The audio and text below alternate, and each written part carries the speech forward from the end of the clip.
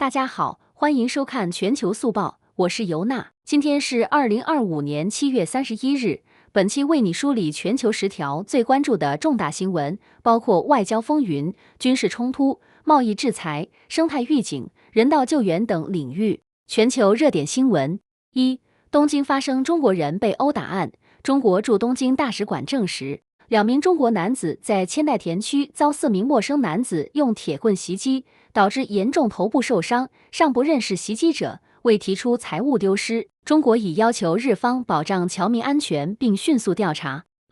多国发布海啸预警，地球在警示。全球多地，包括日本、美国、俄罗斯，因地震发布海啸预警，海啸风险急剧升温。新华国际访谈专家分析，地球频繁自然异常，我们能做的包括增强监测能力、灾害教育与国际响应协作。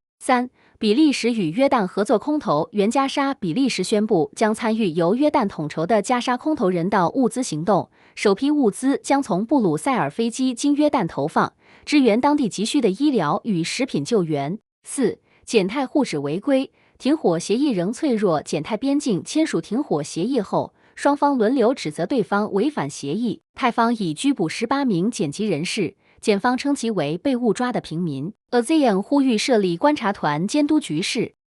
iPhone 17全系涨价，特朗普政策冲击苹果链。美国总统宣布对包括印度、巴西、韩国在内多个国家征收15%到25%关税。苹果表示，为应对上涨成本，计划调整 iPhone 17出口定价，引发市场广泛关注。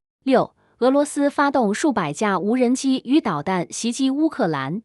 而乌克兰空防报告称，俄方出动逾300架无人机和至少8枚巡航导弹袭击基辅，多地遭破坏，至少6名平民遇难，其中包括1名6岁男童，另52人受伤。缅甸宣布组建新政府，紧急状态。8月1日解除缅甸军政府，解除了持续4年半的紧急状态，成立新政府与选举委员会，为12月即将举行的选举做准备。反对派批评此举为换汤不换药。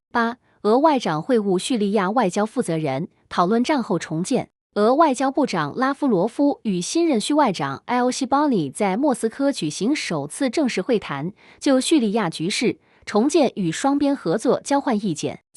普罗迪专访，中国与欧盟共同开放合作。意大利前总理、前欧盟委员会主席罗马诺·普罗迪接受专访时强调，中欧间发展互利共赢合作关系，应通过开放机制促进全球经济复苏与绿色转型。美方将对多国征15%到20%关税。贸易摩擦升级，美国宣布将从8月起对无签署双边协议的国家统一征收15%到20%世界关税，对印度征25%，巴西征50%，对韩国保持15%优惠条件，涉及数十国，全球贸易风险骤升。以上是本期全球速报的全部内容。你最关注哪条新闻？对 iPhone 涨价、俄无人机袭击，亦或中欧合作有何看法？欢迎留言分享。喜欢这类深入速报，请点赞、订阅并打开通知铃铛。我们明天继续为你带来全球实时热点。感谢观看，我是尤娜，我们明早见。